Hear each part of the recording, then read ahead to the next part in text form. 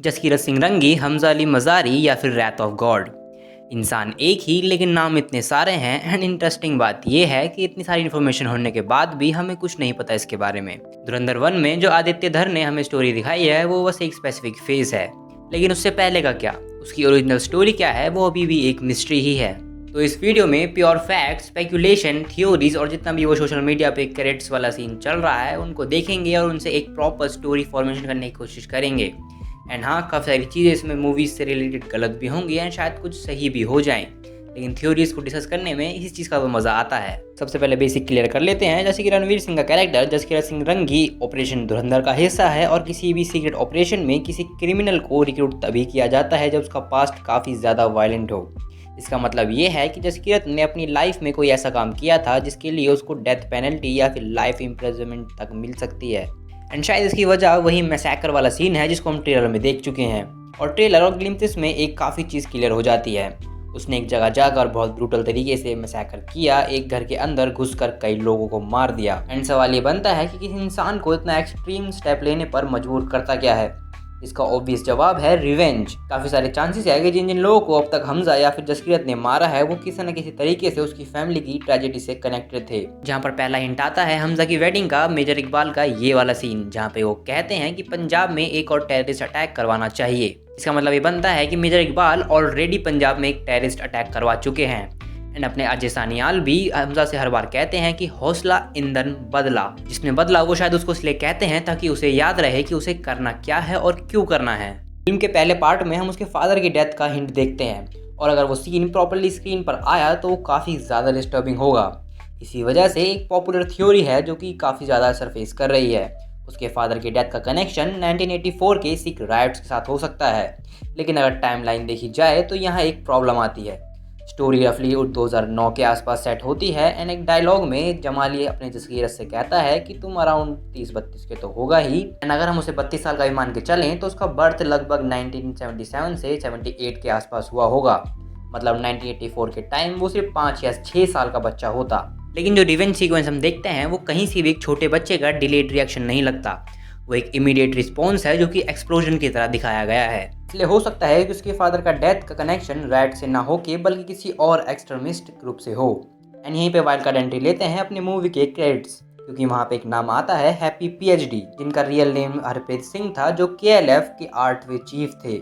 Happy 1981 में born हुआ था और बाद में केएलएफ ज्वाइन करके उसने काफ़ी सारे असैसिनेशंस करवाए थे। कैरेक्टर हमें मूवी में अभी तक नहीं दिखाया गया, लेकिन इसका मेंशन एक हिंट हो सकता है कि स्टोरी में मिलिनेंट्स ग्रुप का एंगल भी हो सकता है कि जसकीरत के फादर कोई ऐसे इंसान हो जो लोगों की मदद करते हो या किसी आइडियोलॉजी के अगेंस्ट खड़े हों और इसी क्लैश की वजह से उन्हें ब्रूटली मार दिया गया हो। एक और इंटरेस्टिंग पॉइंट ये है कि जसकीरत ऑलरेडी आर्मी ट्रेंड है एंड इसी सेंस भी बनाती है क्योंकि ये सिर्फ करियर चॉइस नहीं लगती, काफ़ी चांसेस है कि उसको देश के लिए लड़ने की इंस्पिरेशन उसके फादर से ही मिली हो।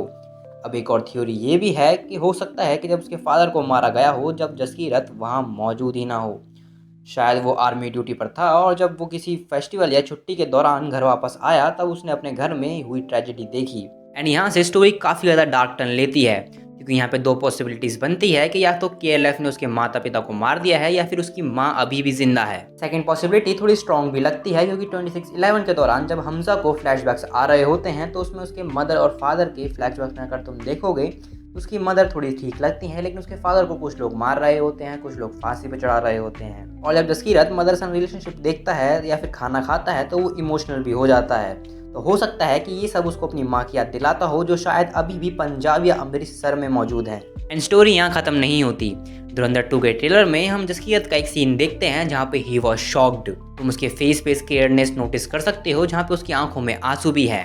एंड ये प्रोबेबली लड़ाई के बाद का सीन होगा क्योंकि तुम उसके फेस पे ब्लड नोटिस कर सकते हो। एंड यहीं पर कैरेक्टर से एक नाम आता है हरलीन रंगी। एंड पहले मुझे लगा कि ये कैरेक्टर शायद उसकी माँ का नाम होगा, लेकिन नहीं, वो किसी भी तरह से उस कैरेक्टर की तरह नहीं लगती, तो शायद ये जसकीरत की बहन होंगी।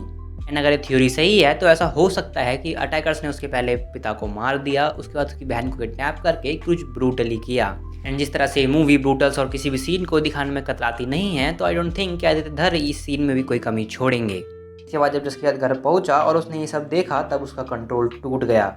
एक ट्रेन सोल्जर होने के बावजूद उसने प्लानिंग नहीं की, उसने सीधा अटैक किया। हो सकता है कि जिस जगह अटैकर्स थे वहाँ कोई फेस्टिवल या शादी का इवेंट चल रहा हो और जसीरत ने वहाँ घुसकर सभी को ख़त्म कर दिया।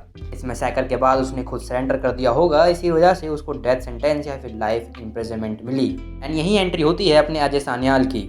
उसने जसीरत को एक क्रिमिनल की तरह नहीं बल्कि एक परफेक्ट वेपन के रूप में देखा और इसी वजह से उसको सीक्रेटली रिक्रूट किया गया ऑपरेशन धुरंधर के लिए। इसके बाद हम सबको पता है कि उसको ट्रेनिंग दी गई 3 साल की। इसके बाद उसको पाकिस्तान भेजा गया और उसने जो जो उखाड़ा है वो तो हम सबको पता ही है।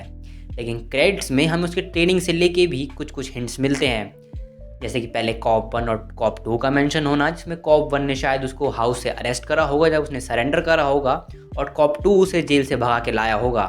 अब जेल से भगाना इसीलिए क्योंकि जो अजय सान्याल का ऑपरेशन धुरंधर है वो काफ़ी ज़्यादा सीक्रेट है। इसमें कोई भी चीज़ें सीक्रेटली करी जाती है तो उसे शायद भगाया गया होगा। यानी चीज़ सेंस भी बनाती है क्योंकि जितने भी सीक्रेट ऑपरेशन होते हैं ये कोई भी चांस नहीं लेते इतना सा भी हिंट देने का। इसके बाद अगर हम और नाम देखें तो उसमें आते हैं अपने केमिस्ट्री टीचर, उर्दू टीचर और ड्रामा टीचर। जिसमें उर्दू टीचर हम सबको पता ही है कि उनका एक्सेंट चेंज करने के लिए वो टीचर होगी। जिसमें आती है अपनी ड्रामा टीचर। एंड ये चीज़ इन्होंने दिखाई है मुझे काफ़ी अच्छी लगी, क्योंकि हम ये मूवी में भी देखते हैं जब रहमान के बेटे की डेथ हो जाती है, जब वो खुद रहमान को मारता है और ऑटो से लेके जा रहा होता है तो उसके सीन एकदम रियल लगते हैं। ऐसा नहीं लगता है वो कहीं से भी ड्रामा कर रहा है।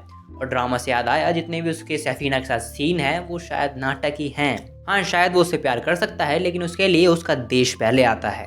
बाकी केमिस्ट्री टीचर का हम सबको पता ही है, हम सबने मूवी देखी है, मुझे शायद बताने की ज़रूरत नहीं है। लेकिन अभी भी ऐसे काफ़ी सारे सवाल हैं जिनका जवाब हमें अब 19 मार्च को ही मिलेगा। लेकिन तुम अपने ओपिनियन, थ्योरी या फिर स्पेकुलेशन जो भी तुम्हें आता हो वो सब कमेंट में लिख सकते हो, हम उसे डिस्कस ज़रूर करेंगे। बाकी वीडियो पसंद आई हो तो लाइक कर लेना और सब्सक्राइब